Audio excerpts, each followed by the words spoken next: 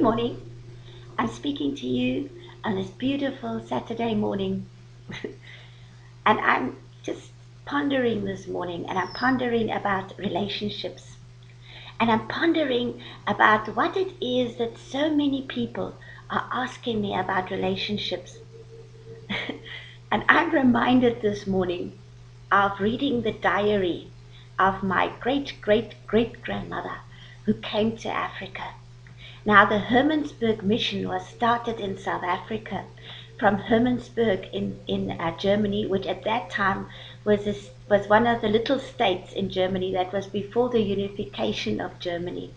And it fell under the jurisdiction of the King of Hanover. So the first colonists came out to Africa. They actually were on their way to Ethiopia, and then they got stopped at the island of Zanzibar because the Sultan of Zanzibar said, you can't go to Ethiopia. And so this whole mission ended up in Natal, in KwaZulu-Natal. Well, when the men settled here, because it was actually based on the theory of Karl Marx and Friedrich Engels.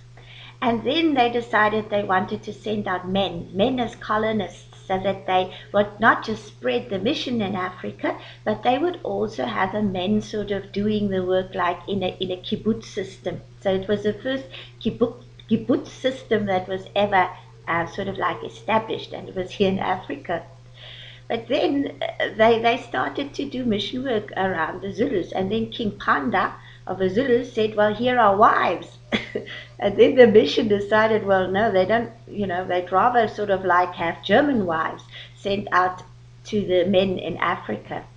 Now, my great great great grandfather was one of the first brides that was sent out to Africa to marry this man she had never ever met in her life. It was a matter of faith. And when you read her diary, it is actually a beautiful diary, because in this she ponders now. She's on the ship, and it was a long journey because it was a sailing ship, and they had these storms and they had these calms, and sometimes the ship just didn't go anywhere. So this woman is writing about how she will feel when she meets this man she has never met in her life. And then the expectation, and how she puts this into higher hands. She places it on the altar of God, and she says, God, I am now trusting that you are sending me the right man, and that you are going to give me the right man who will really be the man for me to build my faith and to build a faith in Africa. Now, I'm relating this because I think that so many of us have got too many expectations. Expectations. Some people come into our life for a reason. Some come in for our lives for a season. Some come in for a lifetime. Some come in for a very short time. But each has a beautiful lesson of love to give us. So we find this person and we fall in love. But then one day the rosy-tinted glasses go off, and we see the man or the woman for who she really is. And then we start finding fault. We make a long list of all the things we don't like about this person. If we can love because of a fault, if we can say thank you that you are in my life, and I thank you for the lessons you brought me. And I cannot change you. The only person I can change is me.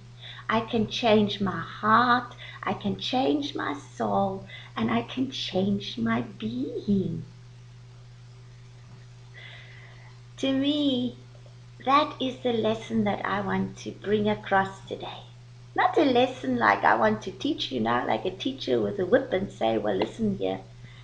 I just want to tell you that I have learned in my life to sometimes just say thank you, thank you, thank you.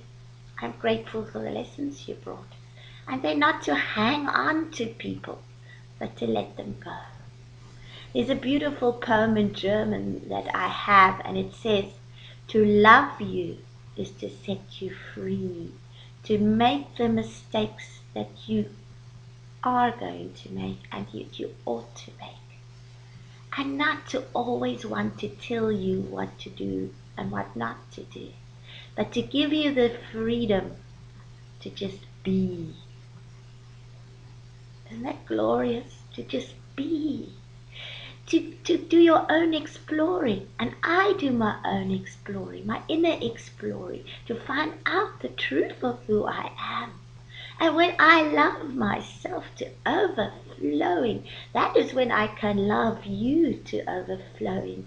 And I can open myself up to embrace all of you inside me into those precious, the most sacred corners of myself.